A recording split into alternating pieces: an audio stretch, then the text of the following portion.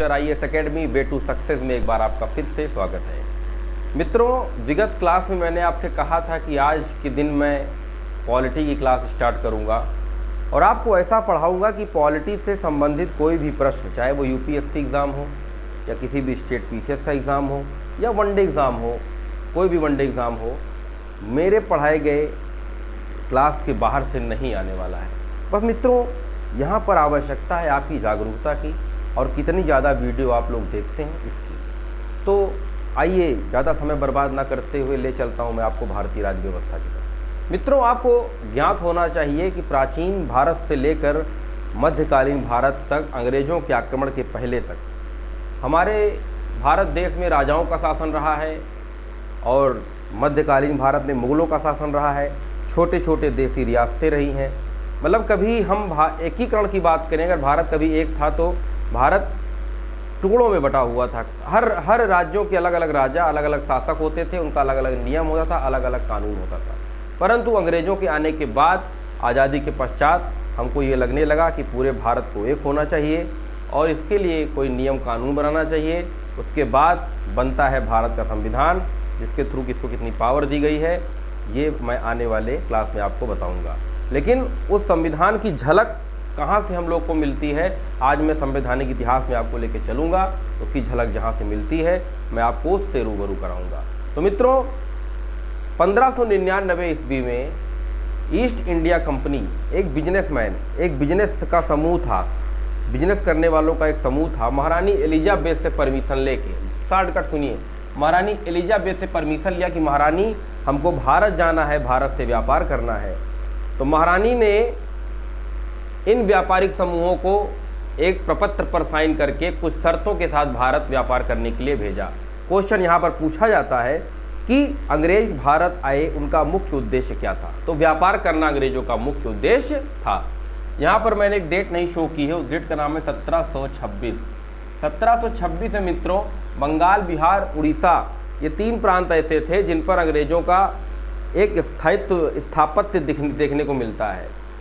परंतु 1600 से 1726 आप देख लीजिए, 126 सालों का गैप है। मतलब 126 साल अंग्रेज़ों ने सिर्फ क्या किया? व्यापार किया। मित्रों, 126 साल अंग्रेज़ों ने सिर्फ क्या किया? व्यापार किया। मित्रों, एक बात आपको मैं बहुत अच्छा उदाहरण के साथ समझाता हूँ। आप अपने पड़ोसी को बहुत अच्छे से जानते होंगे कि वो कैसा है। तो 126 साल तक इन्होंने व्यापार किया और भारत की राजनीति को 126 साल बहुत लंबा समय था समझने के लिए। और यहाँ पर इन्होंने ये समझ लिया कि भारत के राजाओं में आपसी एकता नहीं है, आपसी फूट है, इन पर शासन करना बहुत ही ज़्यादा आसान है। और भारत सोने की चिड़िया के नाम से आप जानते हैं, भारत में सोने की खान थी, भारत में धन धान्य से परिपूर्ण था।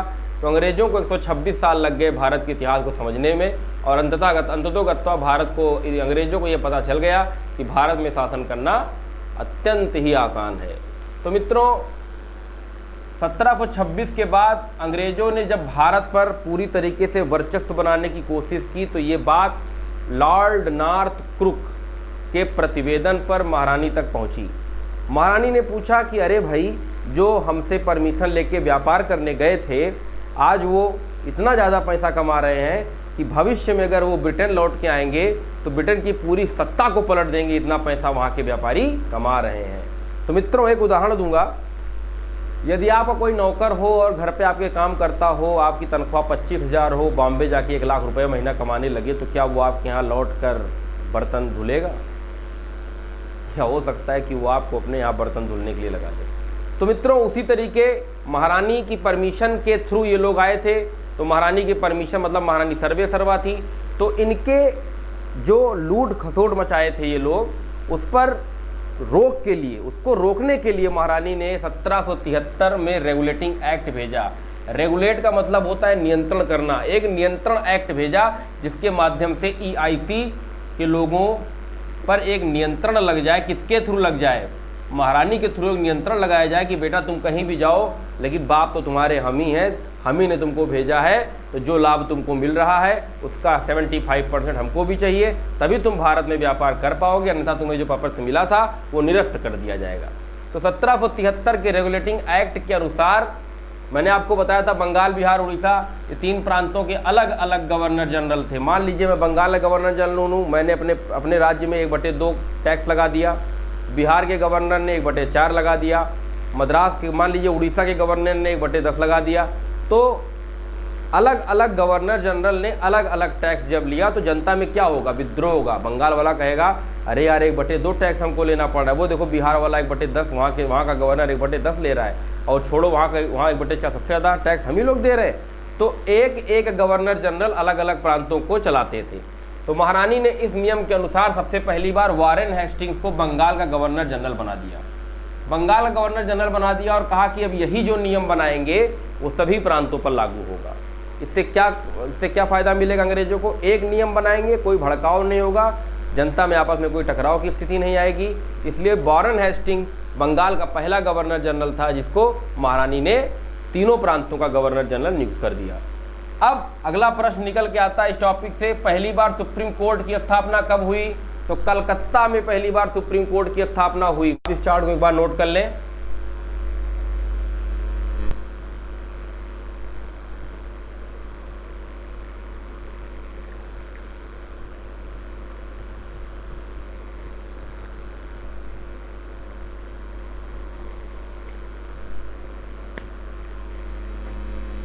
तो मित्रों सुप्रीम कोर्ट, जूम कम कर दीजिए, सुप्रीम कोर्ट की स्थापना करने का मुख्य मकसद ये था कि जो अंग्रेज थे उन पर कोई मुकदमा चलाना होता था तो ब्रिटेन में चलता था।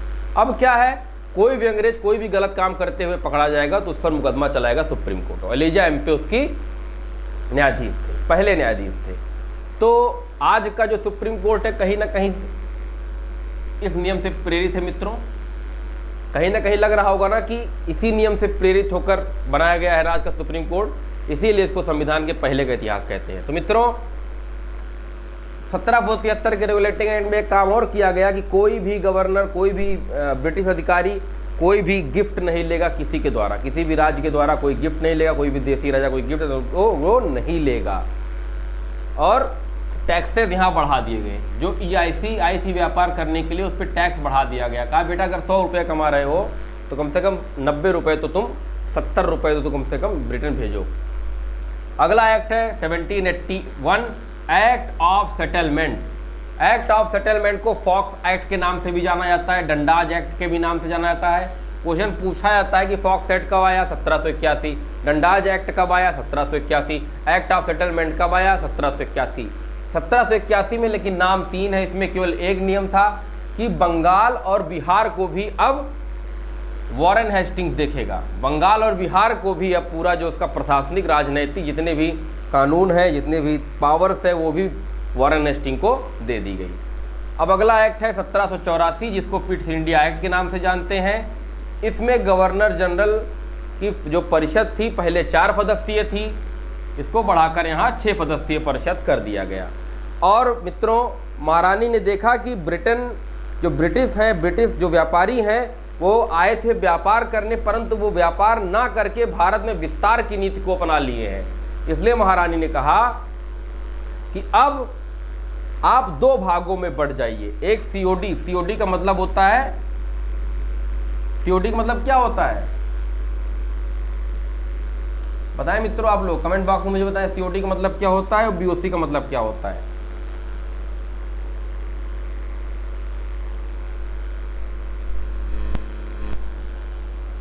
COD का मतलब क्या होता है ये लोग मुझे आप कमेंट बॉक्स में बताएंगे। लेकिन COD जो थी, जो परिषद थी, उसका काम था व्यापारिक मामलों के लिए। अब व्यापार का मामला COD देखता था और BOC बोर्ड ऑफ कंट्रोल का मामला राजनीतिक मामलों को। मतलब क्या किया गया, यहाँ पर व्यापारियों को 2 भागों में बांट दिया गया। एक पार्ट क्या करता था, सिर्फ व्यापार करता था, और एक पार्ट क्या करता था, वो सिर्फ राजनीतिक मामलों को देखता था। तो फायदा हुआ इससे मित्रों ये कि एक ही आदमी को व्यापार भी देखना पड़ता था और एक ही आदमी को राजनीतिक मामला भी देखना पड़ता था। तो मित्रों COD का काम था व्यापारिक मामलों को संभालना और BOC का काम था राजनीतिक मामलों को संभालना। इसमें क्वेश्चन पूछा जाता है कि कौन से एक्ट के अंतर्गत व्यापारिक मामलों को अलग और राजनीतिक मामलों को अलग कर दिया गया। तो वो पिट्स इंडिया एक्ट था जिसके माध्यम से व्यापारिक मामलों को अलग और राजनीतिक मामलों को अलग कर दिया गया। फिर क्वेश्चन पूछा जाता है कि गवर्नर जनरल और उसकी परिषद में 6 सदस्यीय परिषद का सम्मिलित होती है, तो पिट्स इंडिया एक्ट के अंतर्गत 6 सदस्यीय परिषद का निर्माण होता है। फिर क्वेश्चन पूछा जाता है कि द्वैध शासन की शुरुआत कब हुई थी, तो द्वैध शासन की शुरुआत 1784 के पिट्स इंडिया एक्ट में हुई थी। बीओसी बोर्ड ऑफ कंट्रोल राजनीतिक मामलों के लिए, सीओडी आप लोग को मुझे कमेंट बॉक्स में ढूंढ के बताना है कि सीओडी का मतलब क्या था, ये कौन सी कमेटी थी, ये आप लोग मुझे बताएंगे। तो मित्रों आज का एक छोटा सा रिव्यू मैं आपको दूंगा। 1600 में ईस्ट इंडिया कंपनी भारत आती है। मुख्य उद्देश्य क्या था, व्यापार, लेकिन 126 साल तक यहाँ पर व्यापार करने के पश्चात 3 प्रांतों पर उनका कब्जा हो जाता है और 3 प्रांत के अलग अलग गवर्नर थे और तीनों प्रांत के अलग अलग गवर्नर थे। 1773 में लॉर्ड नॉर्थ क्रुक महारानी को आगाह करता है कि जो आप लोग व्यापारी को भारत भेजे हो वो व्यापार के साथ साथ अब विस्तार की नीति को अपना लिए हैं। तो महारानी इन पे लगाम लगाने के लिए 1773 में रेगुलेटिंग एक्ट भेजती हैं। किसके प्रतिवेदन पर भेजती हैं, लॉर्ड नॉर्थ क्रुक के प्रतिवेदन पर भेजती हैं। इसमें क्या क्या नियम थे, इसमें पहला नियम यह था कि कोई भी अंग्रेज अब कोई भी राजा द्वारा दिया गया गिफ्ट नहीं लेगा और कोई भी काम करने से पहले बिना महारानी की अनुमति के वो कोई काम नहीं करेगा। सुप्रीम कोर्ट की स्थापना होती है। अगर अंग्रेज कोई गलती करते हैं, अंग्रेज अधिकारी कोई प्रॉब्लम आती है, कोई समस्या आती है, तो उस पर सुप्रीम कोर्ट कलकत्ता में क्या किया जाएगा, केस किया जाएगा और सुनवाई की जाएगी। पहला बंगाल का पहला गवर्नर वॉरेन हेस्टिंग को तीनों प्रांतों का गवर्नर बना दिया गया। क्यों बनाया गया, क्योंकि तीनों प्रांत में एक जैसा कानून बनाने के लिए इसको बनाया गया। 1781 एक्ट ऑफ सेटलमेंट, इसको फॉक्स एक्ट के नाम से भी जानते हैं, डंडास एक्ट के नाम से जानते हैं। इसमें क्या हो गया, बंगाल बिहार की जो सारी शक्तियां थी वो भी वॉरेन हेस्टिंग्स को दे दी गई। अगला एक्ट है 1784 पिट्स इंडिया एक्ट। इसमें क्या हुआ मित्रों, द्वैध शासन प्रणाली की शुरुआत हो गई। गवर्नर जनरल की सदस्यीय 4 सदस्यीय परिषद को बढ़ाकर 6 सदस्यीय कर दिया गया। 2 बोर्ड का निर्माण हुआ, सीओडी और बीओसी। बोर्ड ऑफ कंट्रोल राजनीतिक मामले संभालता था, सीओडी व्यापारिक मामले संभालता था। और इससे क्या हुआ, 2 प्रकार, इधर एक व्यापारिक मामला एक राजनीतिक मामला, ड्यूल सिस्टम हो गया, इसको बोलते हैं ड्यूल सिस्टम। तो ये द्वैध शासन की शुरुआत भी मित्रों यहीं से होती है। तो 1600, 1773, 1781, 1784 आज ख़त्म हो गया है। कल हम लोग इसके आगे 1793, उसके बाद उसके आगे जैसे जैसे बढ़ते जाएंगे उसके आगे डिस्कस हम लोग करते जाएंगे। तो मित्रों आपने देखा कि अंग्रेज किस तरह व्यापार करने आए और क्यों विस्तार की नीति अपनाए। इसमें कारण क्या था, इसमें कारण थे यहाँ के आपसी राजा का फूट, अनेकता जो वर्तमान समय में आज भी देखने को मिल रही है। अब आप अपने मन में मंथन करिए कि उस समय से राजाओं में अनेकता थी, आपस में फूट थी, और वर्तमान समय में भी अनेकता कहीं ना कहीं से हमको देखने को मिल रही है। करंट से जोड़िए मित्रों इसको। वर्तमान में भी देखिए धार्मिक मुद्दे उठते हैं तो हिंदू मुस्लिम सिख ईसाई सब आपस में है, भाई भाई की नीति कहीं ना कहीं विखंडित नज़र आती है। तो आज भी ये चल रहा है भारत में और प्राचीन से आधुनिक काल में भी चल रहा था और उसके प्राचीन में चले जाएंगे। प्राचीन काल भारत का स्वर्णिम काल है, उसके बाद तो फूट का इतिहास चलता रहा। तो मित्रों आज की ये क्लास में जो प्रमुख क्वेश्चन थे मैंने आपसे डिस्कस कर लिए और कल की क्लास इसके आगे कंटिन्यू होगी। और आप लोग की एक सबसे बड़ी समस्या ये है कि आप लोग चैनल को देखते हैं, लाइक नहीं करते हैं। लाइक करिए, सब्सक्राइब करिए, शेयर करिए, मुझे हर दिन कहना ना पड़े, क्योंकि मैं मेहनत कितना कर रहा हूँ ये आपको पता होगा। हर एक चैप्टर को पढ़ने से पहले मैं एनालिसिस करता हूँ, उसके बाद आप तक पहुँचाता हूँ। तो मेरी मेहनत को साकार करने के लिए कम से कम सब्सक्राइबर मेरे बढ़वाइए, इसके व्यू करिए और इसका नोट्स बनाते चलिए। इसका नोट्स बनाते चलिए, फ्री ऑफ एजुकेशन है, कोई इसका चार्ज नहीं पड़ने वाला है।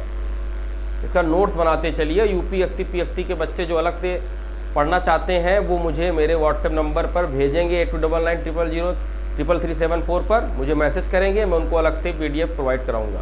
तो मित्रों आज की क्लास यहीं पर मैं समाप्त कर रहा हूँ। बहुत बहुत धन्यवाद।